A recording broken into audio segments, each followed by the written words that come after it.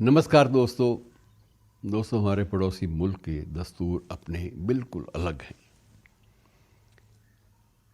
इतिहास उनका बड़ा अजीब ऐसा लिखा गया है। इतिहास की वक्त की दीवारों पर ऐसी ऐसी इबारत दर्ज हुई है कि कुछ समझ में नहीं आता कि ये देश जो हमारा ही एक हिस्सा था अतीत में 1947 से पहले, इस देश में ये नई राजनीतिक संस्कृति कैसे पनपी।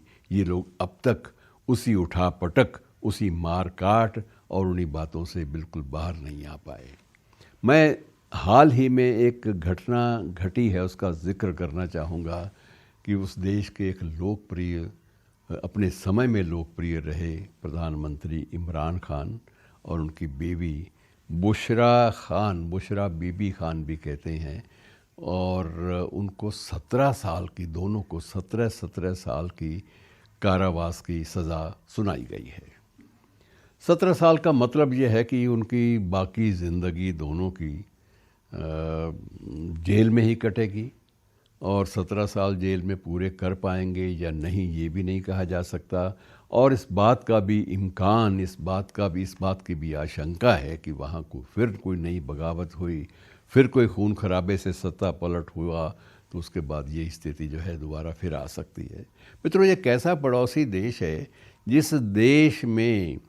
जिस देश के एक नागरिक ने अपने नवगठित देश के पहले प्रधानमंत्री लियाकत अली खान को उस वक्त गोली मार दी जब वो एक जनसभा को संबोधित कर रहे थे, वहाँ के यौम आज़ादी, वहाँ के स्वाधीनता दिवस के उपलक्ष्य में।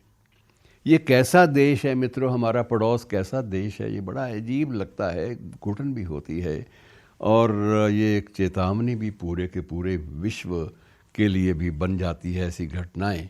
इसी देश के एक राष्ट्रपति इस्कंदर मिर्ज़ा को अपनी बाकी ज़िंदगी एक होटल की मिल्कियत में काटनी पड़ी विदेश में, ब्रिटेन में।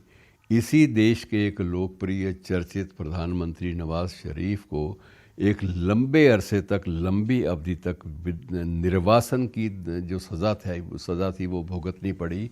और इसी देश में बहुत सारे ऐसे अन्य हादसे भी हुए कि लोकप्रिय प्रधानमंत्री, अपने समय में प्रधानमंत्री रहे शख्स को, राजनीतिज्ञ को फांसी पर लटका दिया गया।